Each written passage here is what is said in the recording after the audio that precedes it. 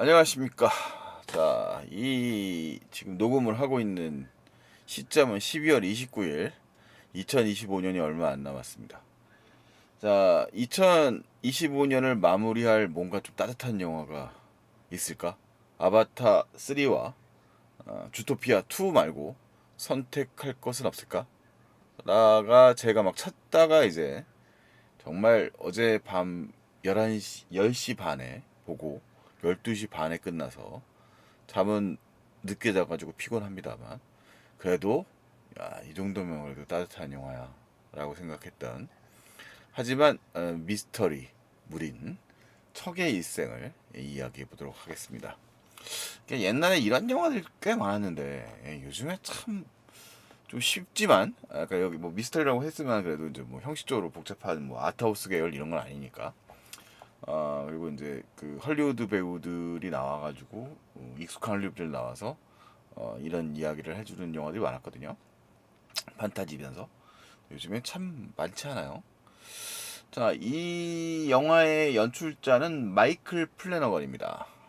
마이클 플래너건이고, 이 사람은 그 제가 친한 사람은 아니에요. 이게 제가 호러 영화를 안 좋아하는데 여기 보시면 아시겠지만 뭐 썸니아, 위자, 저주의 시작, 넷플릭스도 볼 수 있는 제럴드 게임, 그다음에 닥터 슬립은 샤이닝의 속편입니다.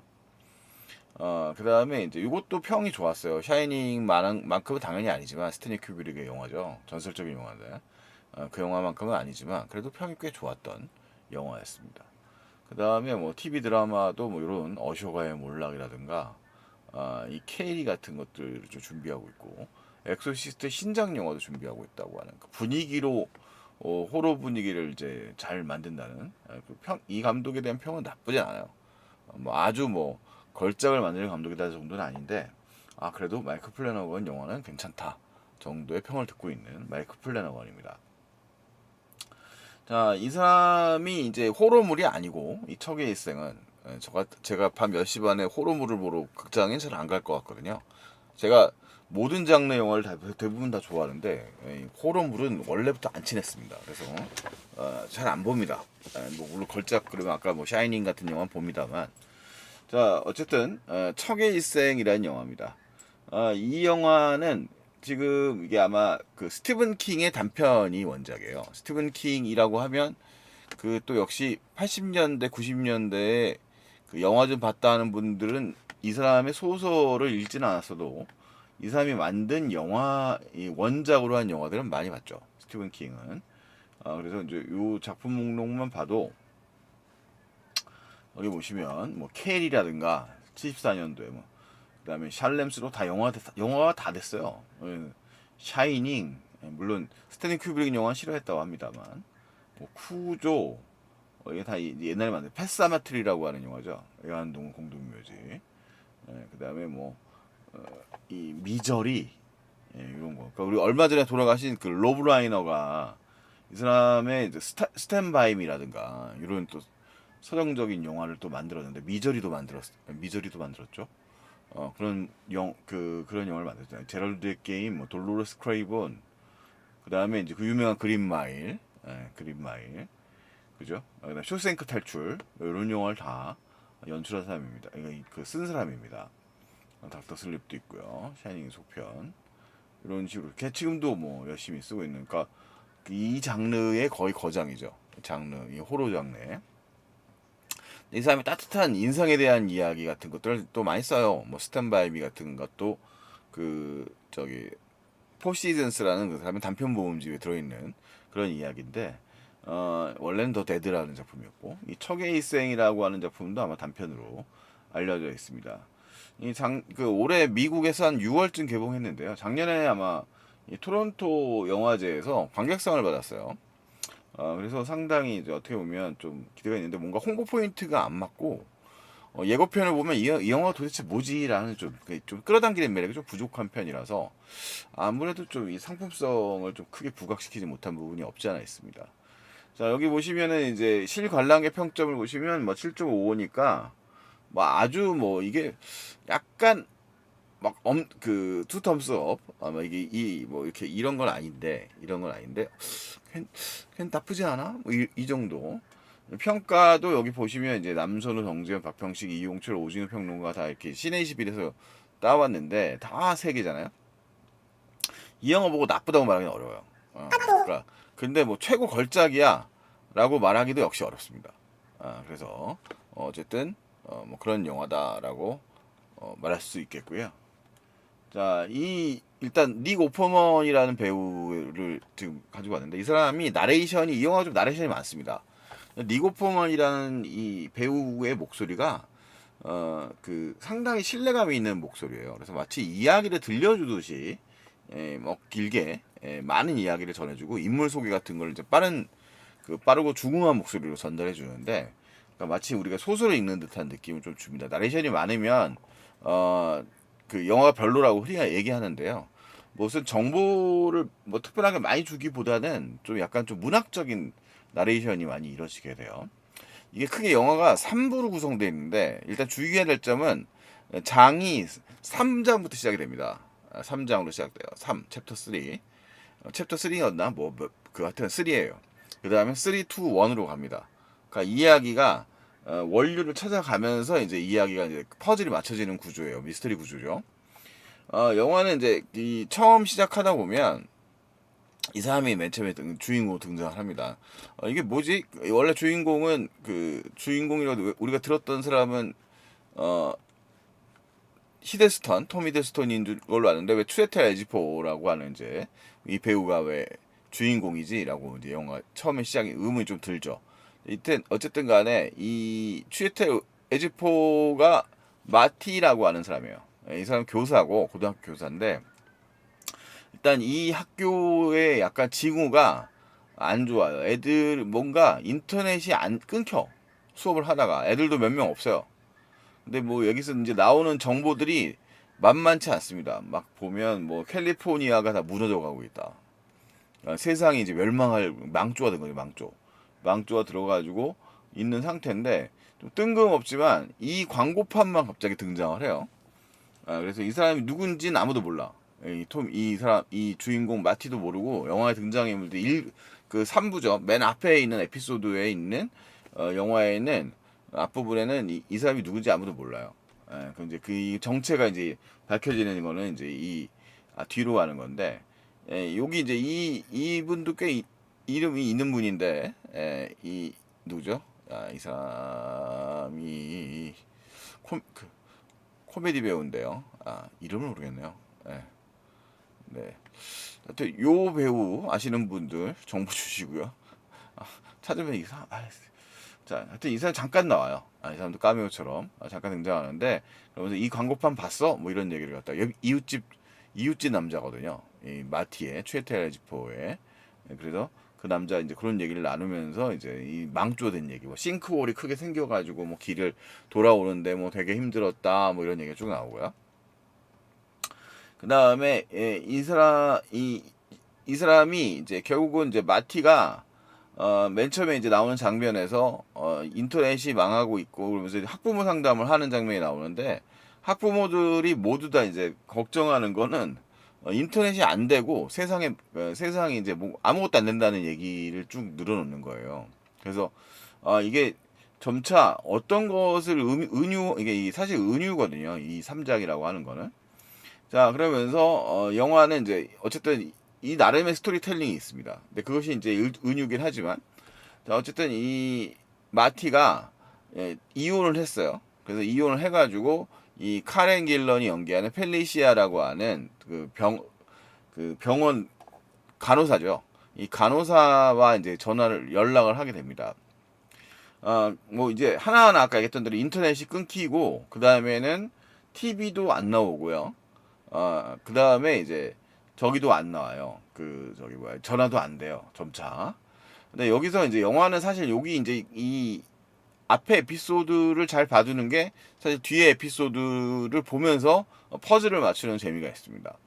여기서 이제 이 마티가 보는 영화도 뒤에 한 번 더 나오고요. 그 다음에 여기서 이제 지금 이 카렌 길런이 연기하는 펠리시아가 지나가면서 이제 척 포레버 뭐 이렇게 나오는 말들이 나오거든요. 근데 이 척이라고 하는 인물이 어떤 인물인가, 그리고 왜 이 세상은 멸망하고 있는가, 이런 얘기들을 좀 생각을 하면서 이제 약간 이제 3부는 어쨌든 나름의 플롯은 있습니다. 세상은 멸망해 가고 있고, 그다음에 이 주인공 마티는 펠리시아에게 가기 시작하죠. 아무것도 연락할 수 있는 방법도 없고, 그래서 결국 걸어서 가게 됩니다. 그러면서 이 둘이 손을 붙잡고 이제 첫 번째 에피소드가 마무리돼요. 가는 길에 이제 이런 걸 보는 거예요. 땡스 척, 척은 누구인가? 여기도 있죠. 간판. 39년의 위대한 생애 고마워요 척, 이런 얘기죠. 고마워요 척. 자, 그렇게 등장하고 길거리에서 이 장의사라고 하는 노인도 만나면서 또 여러 가지 이야기를 나누면서 이제 걸어가게 됩니다. 그래서 여기서 만나서 다시 헤어지고, 여기가 이제 이 동네가 이 마티 추이텔 에즈포가 그 만나려고 했던 전 부인, 그리고 카렌 길러 연기하는 펠리시아 고든이 살던 동네예요. 그리고 여기서 다시 길을 가다가 롤러스케이트를 타는 소녀와 잠깐 대화를 나누고, 그 다음에 이제 이 소녀와 있는데 이제 전기도 모두 끊어지고, 요 땡스 척 이렇게 하는 마치 네온 사인 같은 광고판만 흘러나오는 장면을 봅니다. 뭔가 왜 이런 세계가 오는지는 사실 눈치가 빠른 사람들은 이 영화의 제목만 생각을 해도 이제 판단을 할 수 있는데, 어쨌든 간에 이제 대략 이렇게 이 스토리가 구성이 되어 있어요. 자, 그래서 어쨌든 마지막에 이제 펠리시아를 만나게 되고요. 펠리시아를 만나게 되고, 네, 지금 이제 카톡을 껐었어야 되는데, 네, 만나게 되고 이제 그 첫 번째 에피소드가 이제 끝이 납니다. I love you 하는 순간에 이제 딱 중단이 돼요. 자, 그럼 왜 이런 일이 벌어지는가에 대한 설명이 이제 두 번째와 세 번째 에피소드가 구성되어 있습니다. 사실 이 마이크 플래너건이 꽤 섬세한 감독인 게, 첫 번째 에피소드는 화면비가 2.35대 1입니다. 그 다음에 이제 두 번째와 세 번째 에피소드는 제가 봤던 극장에서는 2.35대 비에서 여기서 양옆으로 줄어들면서 1.85대 1로 비율로 가요. 다른 세계예요. 여기 보시면 이제 지금 여기 이제 스틸을 확대했습니다만, 지금 이게 높낮이가 달라지죠. 화면비가 달라집니다. 그러니까 이것은 더 넓은 세계를 얘기하죠. 더 긴 세계, 확장된 세계, 이렇게 얘기해요. 그러니까 화면비가 영화관에서 봤을 때 이게 뭐 의도의 한대로 사용된지 모르겠는데, 제가 본 극장에서는 요거 있다가 요 앞에 있는 옆에가 이제 잘려서 더 작은 사이즈로 나오게 됩니다. 자, 그러니까 이 세계는 더 넓은 세계예요. 자, 그러면 이제 두 번째 에피소드는 짧습니다. 그리고 이 영화에서 제일 이제 화제를 모으는 장면이기도 한데, 톰 히들스톤이 나오죠. 톰 히들스톤이 나와서, 이 사람이 척입니다. 찰스 크런치예요. 앞에서도 맨날 나오는 그런 인물인데, 이 찰스가 회계사입니다. 39세. 그리고 이제 이 에피소드에 의한 이제 나레이션들이 쭉 나오니까 이 사람이 어떤 삶을 살고 있는지, 되게 회계사가 주는 이미지가 있잖아요. 되게 딱딱하고 숫자에만 매달려서 뭐 재미없는 사람들인 것 같이 보이지 않습니까? 그런데 이 찰스만의 세계가 있어요. 찰스만의 세계. 찰스만의 세계는 이 두 번째 에피소드에 있고, 이 사람이 살아야 됐던 이유라는 말까지 합니다. 자, 찰스는 길을 걷고, 그 다음에 잠깐 이제 그러니까 회계사들의 세미나에 왔다가, 그 회계사들의 세미나에 뭐 근무 시간 외까지 있고 싶진 않았기 때문에 벗어나서 길을 걸어요. 그러면서 이제 이 드럼 앞에 드럼을 연주하는 드럼 버스킹을 하는 이 소녀 앞에 서죠. 여기 이제 이렇게 가방을 내려놓고, 그다음에 자세를 잡습니다. 자, 이제 음악을 이제 슥슥 기운을 띄우고 있었거든요, 소녀가. 그러면서 잠깐 머릿속에 생각을 하는데, 그 모션에서 잠깐 이런 중노년의 여성의 이제 모습이 떠오릅니다. 이것도 이제 나중에 에피소드가 맞물리니까 보시고요. 근데 요 모습을 보고 있는 게 이제 테일러라고 하는 줄리어드를 가스나, 나레이션의 설명에 의하면 엄마 부모님은 얘가 그만둘지도 모르는. 왜냐면 이제 얘는 클래시컬한 걸 하고 싶다기보다는 좀 자유롭고 즉흥 연주 같은 걸 좋아하는 애인가 봐요. 그래서 아마 안 맞다고 느꼈는가 보죠. 그래서 줄리어드 그만뒀다고 하네요. 그래서 어쨌든 이 테일러는 어쨌든 두 번째 에피소드에만 나오고, 스쳐가는 이 찰스의 척에 가장 어떻게 보면 존재의 의미를 의미하는 시간을 같이 하긴 합니다. 자, 이 영화의 나레이션에 나오는 얘기예요. 자, 어쨌든 찰스가 어쨌든 이 춤을 이제 혼자 동물을 시작을 하고 그러다가 이제 이 여성을 만나게 되는데 이 여성이 뭐 평소에 알았던 여성이 아니고요. 이 여성은 방금 알바를 하다가 차여가지고 매우 화가 나 있는 상태인데 춤을 좋아하는 여성인가 봐요. 그래서 가다가 찰스가 혼자 춤추는 걸 본 다음에 몸에서 이제 자기 자리에서 몸을 흔드니까 이제 같이 춤을 추게 되는 거죠. 자, 그러면서 이제 찰스가 이제 한판 이제 되게 멋들어진 춤을 선보이게 됩니다. 이 마이크 플래너거는 이 장면을 상당히 공들여서 찍었고요. 그리고 이 춤을 상당히 길게 그려냅니다.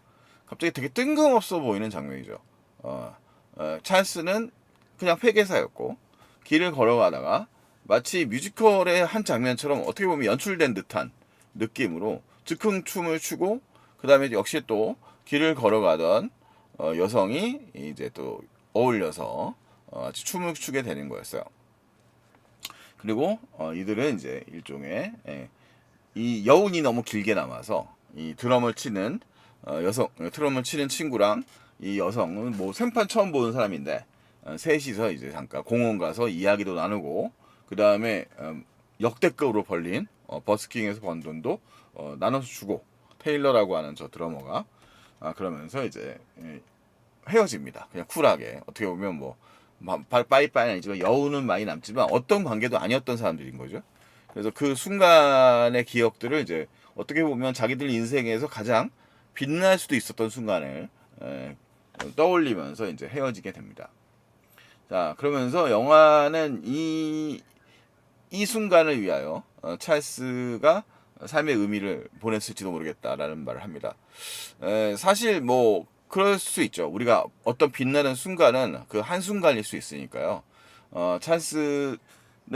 찰스를 구성하는 세계가 이제 어떤 세계이냐에 따라 달라지긴 하겠지만 뭐 이 빛났던 그 행복의 순간이 이제 영원할 수는 없으니까 그 행복의 순간을 맛본 것이 이제 절정의 순간일 수도 있겠죠.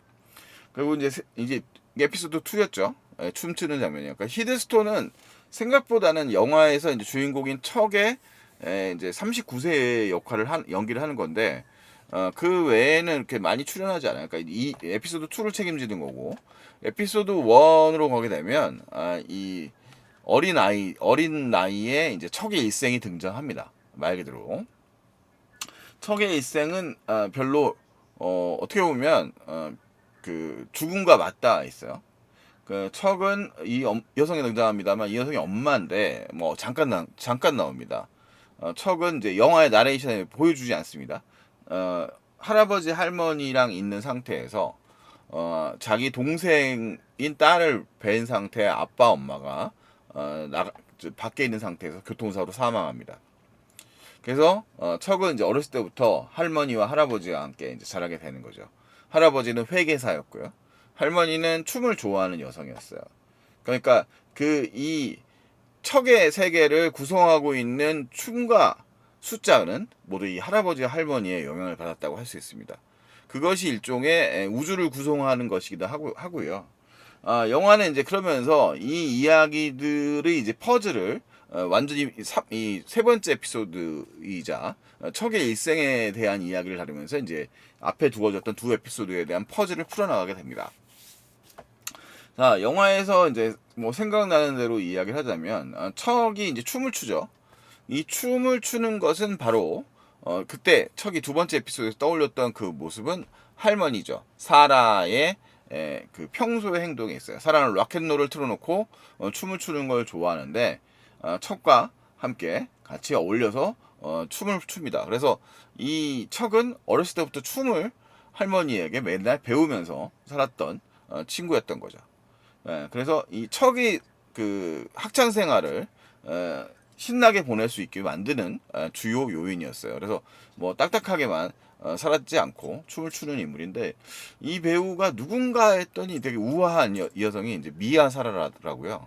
옛날 톰 크루즈의 레전드라는 영화에 등장을 했었던 그때 공주님 비슷한 역할로 등장했던 그 되게 우아한 배우인데 여기서는 대사는 많지 않고 되게 우아한 미소와 행동을 보여주면서 척에게 영향을 많이 주는 할머니로 등장을 합니다.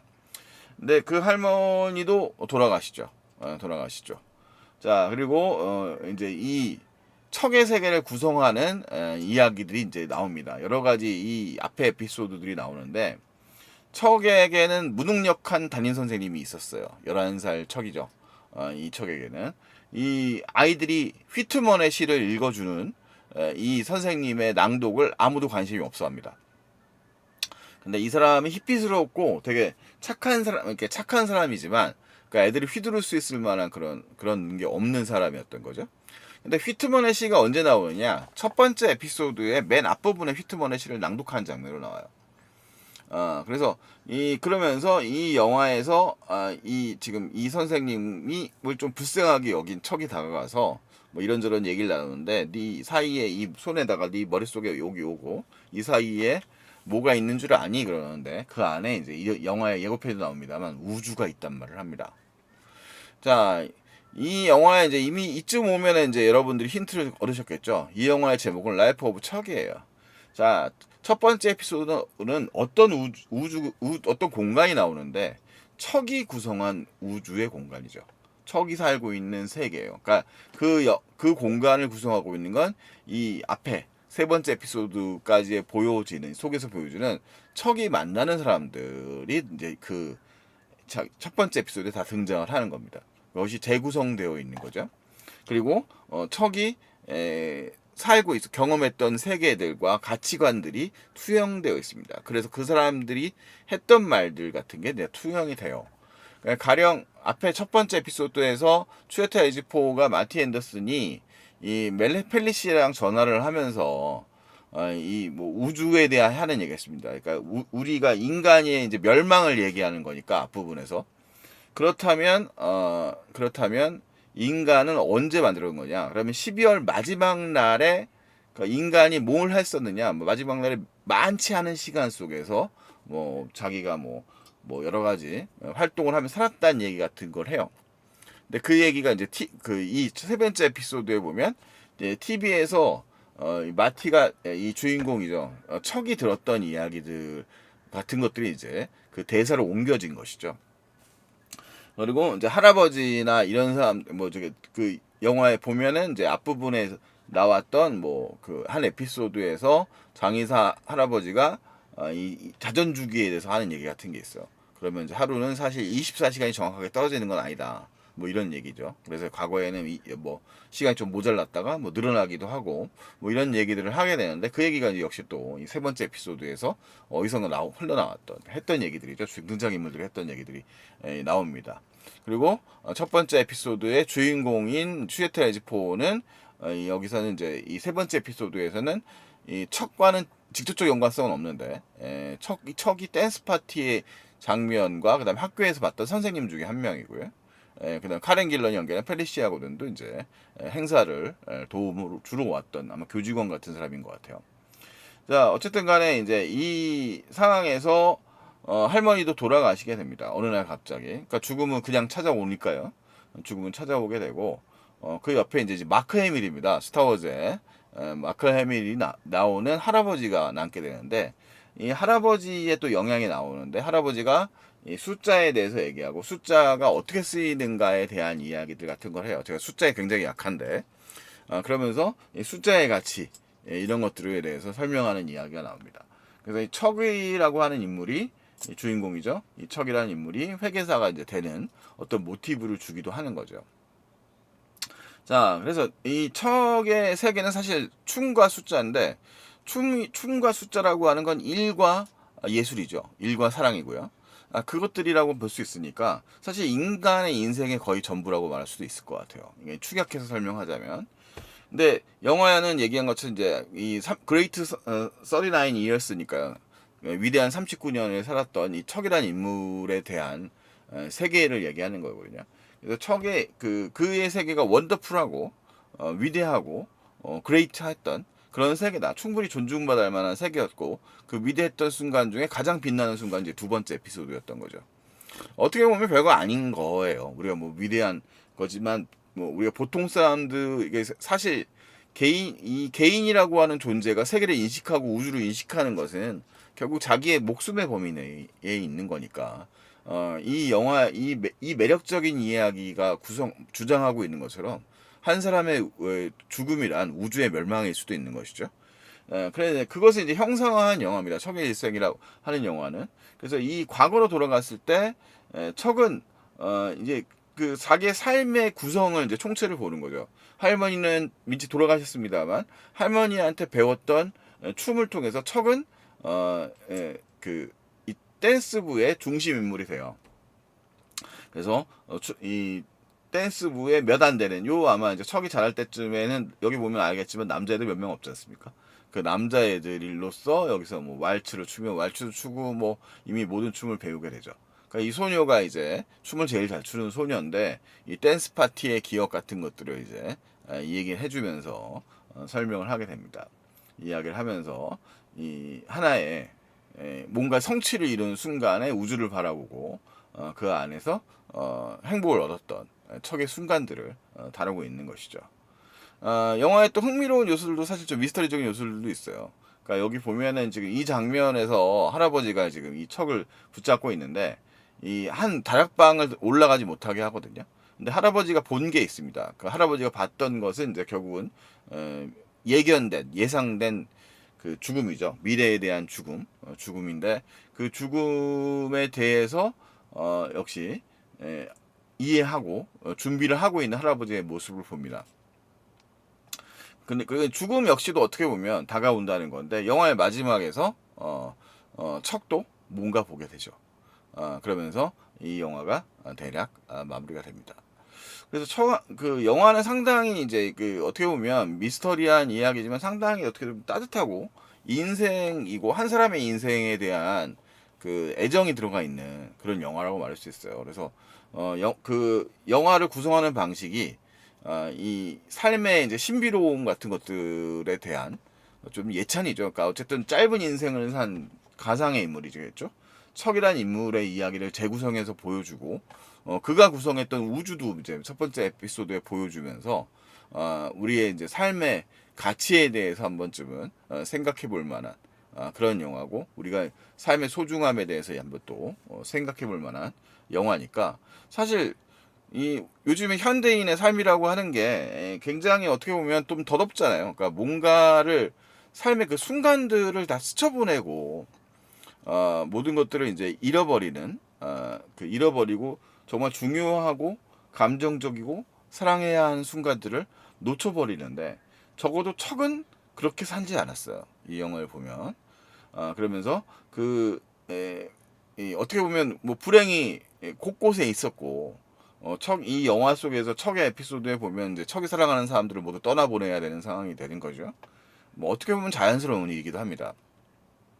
그것들을 통해서 이제 이 삶을 어떻게 보면 현명하게 살아야 된다는 것은 뭐예요? 그 사실 자체를 부정한다기보다는 그 사실을 이해하고 받아들여야 된다는 얘기가 이제 영화의 마지막에 하고 싶은 이야기인 것 같아요. 그러니까 우리가 자 그래서 요런 우리가 정말 사랑해야 되는 것들이 그런 거였거든요. 제가 개인적으로 영화를 좋아하는데 할머니 에피소드가 되게 좋았는데 할머니가 뮤지컬 팬이라서 춤도 좋아하시고 음악도 좋아하셔요. 그래서 맨날 이 척과 함께 이제 뮤지컬 영화를 보는데 영화에서 인용된 영화는 커버걸이라는 영화였고요. 커버걸 장면이 나옵니다.